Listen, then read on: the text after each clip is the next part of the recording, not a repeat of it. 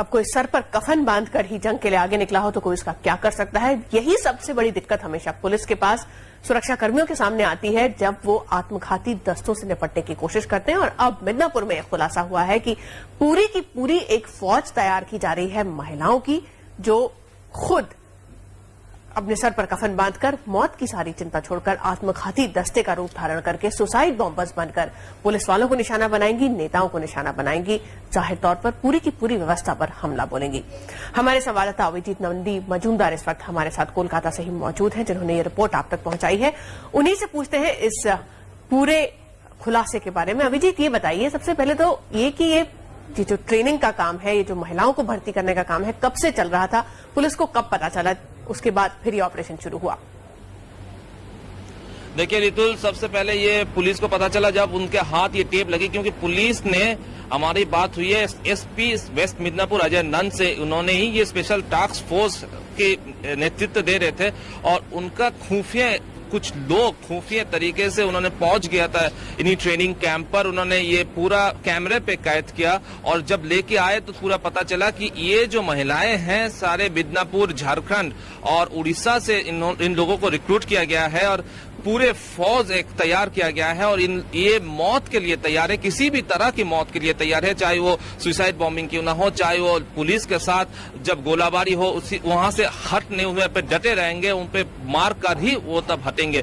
इस तरह की मौत के लिए तैयारी है। टेप पूरी तरह से जाहिर करता है ये जो गाना उन्होंने गा रहे हैं ये इस फौज के लिए ही खास तरीके से बनाया गया है कि मनोवैज्ञानिक स्तर पर इनको लिफ्ट करने के लिए, इनको मोरल को लिफ्ट करने के लिए। तो इसके बाद जैसे ही खुलासा हुआ तो एक एक करके पुलिस तैनात हो गई। पुलिस खोजने की, ढूंढ निकालने की कोशिश की कि ये लोग कहां पे है, कौन है ये लोग, कहां से आए हैं और किस तरह से इन्हें रिक्रूट किया गया है। फिलहाल पता चला है कि ये, और एक और चीज मैं बता दूं रितुल कि ये जो फौज है ये सिर्फ मिदनापुर में नहीं, यहां से लेकर आंध्र प्रदेश, उड़ीसा, छत्तीसगढ़, पूरा इलाका में किसी पर भी कहीं पर भी हमला बोल सकता है। ये पुलिस के पास यही खबर है रितुल। तो अभिजीत, अब कोशिश क्या हो रही है, क्योंकि आत्मघाती दस्तों से निपटना एक बहुत बड़ा सिरदर्द होता है पुलिस वालों के लिए। स्ट्रैटेजी इनके खिलाफ क्या बनेगी, पुलिस वाले अब क्या कर रहे हैं, क्या कोई एक कोऑर्डिनेटेड एफर्ट की कोशिश इस वक्त हो रही है? देखिए रितुल, पुलिस की रणनीति जो है वो एक जगह पे अब फिलहाल थमे हुए हैं, वो है कि इंफॉर्मेशन, खबर लेना, खबर गैदर करना, खबर जिस तरह से इन लोग आत्मघाती दस्ते जो है जिस तरह से वो लोग हमले बोलते हैं तो पुलिस के पास चाहे कोई रास्ता नहीं होता है, वो मरने के लिए तैयार है। अभिजीत, आपको कुछ पल के लिए हम रोकेंगे क्योंकि इस वक्त हमारे साथ तो सॉफ्ट टारगेट समझी जाने वाली महिलाओं को, बच्चों को अब इस खतरनाक मुहिम में शामिल किया जा रहा है। हमारे संवाददाता अभिजीत नंदी मजूमदार इस वक्त हमारे साथ कोलकाता से है। ये खबर आप तक उन्होंने ही पहुंचाई है। अभिजीत, ये बताइए, मिदनापुर में हमने देखा कि किस तरह से महिलाओं को अब इस पूरी टोली में शामिल किया जा रहा है और सुसाइड बॉम्बर्स बनाया जा रहा है। आखिर वजह क्या है इस इलाके में महिलाओं के माओवाद की तरफ जाने की? क्या उस इलाके का कम विकास वजह है? क्या वहां पर गरीबी ज्यादा है, अनएम्प्लॉयमेंट है? वजह क्या है? देखिए रितुल, अगर संक्षेप में कहा जाए कि इस इलाका पिछड़ा हुआ इलाका है, आज से नहीं पिछले 10-15 साल से ये पिछड़ा हुआ इलाका है। यहाँ पे कई सारे लोगों को कोई एम्प्लॉयमेंट नहीं मिला है, कोई रोजगार नहीं है, कोई खेती बाड़ी नहीं है, कुछ नहीं है और लोग सिर्फ अगर जिंदा हैं तो सिर्फ एक दिन में एक बार ही खाना खा सकते हैं, वो भी मुश्किल से।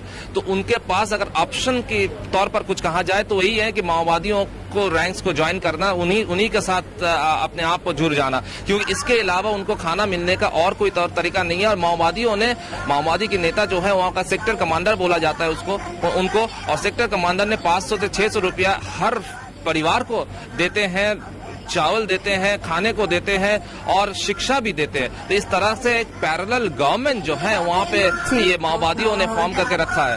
और अगर दूसरी ओर सरकार की देखा जाए तो सरकार की कोई कदम नहीं है, इसीलिए पुलिस ने खुद जाकर, एसपी ने खुद जाकर कुछ करने की कोशिश फिलहाल कर रहे हैं। अभिजीत, आपसे बातचीत जारी रखेंगे, इस समस्या को और गहराई से समझने की कोशिश करेंगे, लेकिन फिलहाल हम एक ब्रेक ले रहे हैं। ब्रेक के बाद आपको दिखाएंगे कि कैसे प्रशासन की नाकामी के चलते, गरीबी दूर न होने के चलते न सिर्फ महिलाएं कूद पड़ी हैं इस आंदोलन में, बल्कि अब नन्हे मासूम बच्चों को भी सुसाइड बॉम्बर्स में तब्दील किया जा रहा है। लेकिन ये हम आपको दिखाएंगे इस ब्रेक के बाद। देखते रहिए आज तक।